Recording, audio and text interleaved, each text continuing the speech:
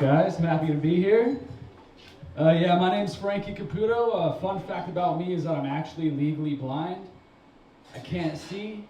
That's because I was born with an eye condition called nystagmus, which makes my eyes move around uncontrollably all of the time. And yeah, first and foremost, fuck googly eyes. People like to put googly eyes on inanimate objects and they think it's a good time. I disagree. I think it's cultural appropriation. Anybody here put googly eyes on an inanimate object before? Yeah. First of all, I'm happy you said something because I can't see you. Second off, you are part of the problem. I look like I was born during an earthquake and my eyes never recovered.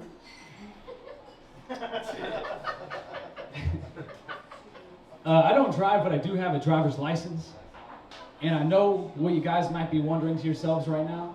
How the fuck does Googly Eye Guy have a driver's license? And the answer is simple. The answer is, I got it in Florida. I fucking cheated. I'm not gonna lie, it was one of the easiest tests I've ever taken. The woman who gave me my driver's license test did not sit in the car with me during my driver's license test. I'm not making any of this up. What she did was she stood outside and yelled instructions at me through the window while she smoked a cigarette. There was one point during my test where she yelled at me to do a three-point turn, and I'm not gonna lie, I didn't know what the fuck a three-point turn was. So in the middle of my test, I took out my phone and I looked that shit up. And she saw that part and she still passed me, bro. Yeah, man. The day I got my driver's license, I got a bunch of texts from friends and family. Some people were happy for me. Some people were concerned. My favorite message I got was from my uncle, who sent me a picture of a blind man wearing sunglasses, driving a car, and holding a walking stick out of a front window. And the message that he sent with that said, "Haha, LOL, did not mean to send that to you, bro. My bad."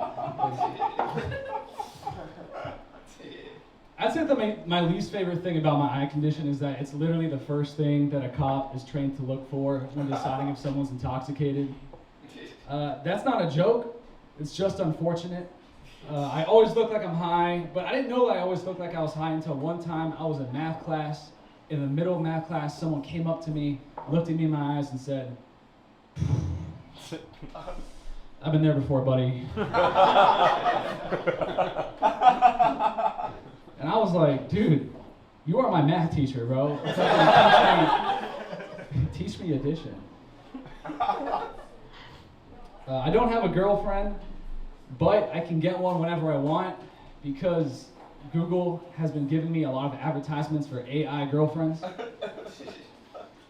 Which pretty much means that the Google algorithm has seen my search history and said, "There's no way this guy fucks." I mean, you looked up John Cena's theme song 12 times last night, bro. Your dick's not going anywhere. And it's got a point, you know, it's not wrong. Like, Google knows what they're working with. I just wonder, like, if you download one of these AI girlfriends, if this girlfriend is your bot, if this bot is your girlfriend automatically, or if you still have to ask it out on a date. Because they advertise these bots and say that they're just like a real woman. And if it's just like a real woman and I still have to ask it out, that's not a good thing for me. If I had to ask a bot out on a date, I'd be texting back and forth with it for like 2 weeks just trying to build the courage to do that shit. By the time I finally ask it if it wants to be my girlfriend, it'll probably send me a text back saying, "Frankie, you're like a brother to me." I wouldn't even be mad. I would just be like, "Damn, this app is good." It's just realistic as fuck, man. Yeah, man. I'm not gay, but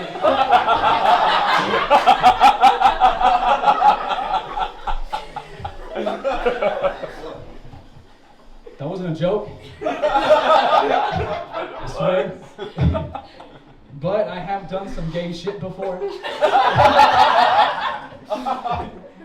Like, the second gayest thing I've ever done was when I was 18 years old. I made an agreement with my best friend George that if I didn't lose my virginity by the time I was 20, me and George would have to fuck each other.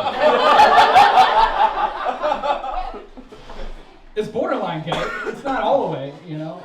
The deal was first I would fuck George so that I could lose my virginity, but then immediately afterwards, George would have to fuck me so that I could lose my virginity the other way. How's the second? We call it the homie swap.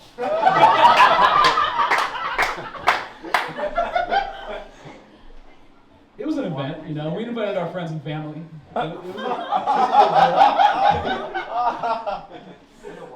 But a few months after I made this agreement with George, something unheard of happened, and a female let me have sex with her. Woo! Yes! Let's go! Appreciate you guys, man. This is what's up, man. Yeah. The gay part's coming.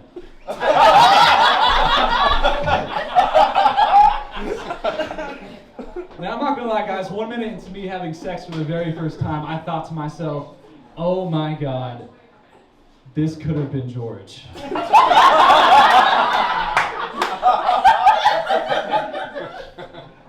And then I came immediately.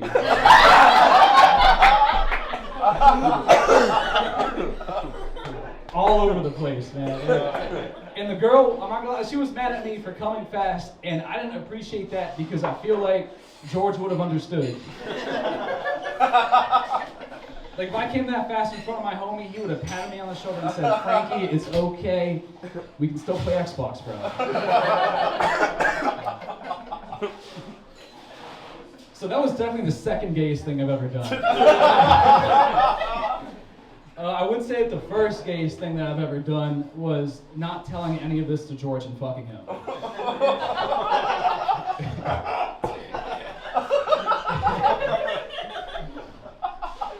I love George.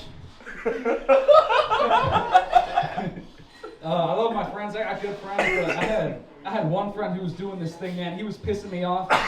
Every week he would send me a progress picture of his body, but he didn't work out or eat healthy.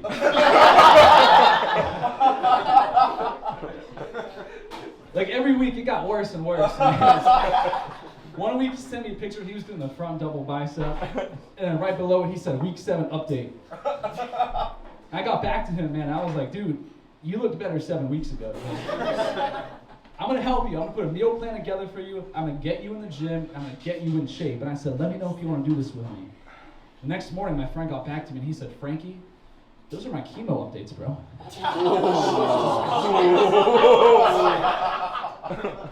Googly-eyed motherfucker. I'm a cool dude. Yeah. I do cool shit. Like, for example, last week I was in the Walmart bathroom. I was taking a shit, and my shit was so gnarly that the person standing next to the urinal had an audible reaction.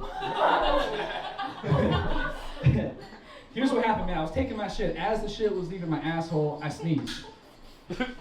And I don't know if you guys ever sneezed while taking a shit, but what happens is it turns your asshole into an atomic bomb. This is what happened, man. I was taking my shit. I sneezed. I went, and my asshole went, and the person next to the urinal went, oh, hell no! What is wrong with you? You need to find a doctor. And after you find a doctor, you need to find Jesus and repent for what you have just done. And I was like, man, I gotta stop shitting in the urinals. That's my set, guys. I appreciate it. Thank you.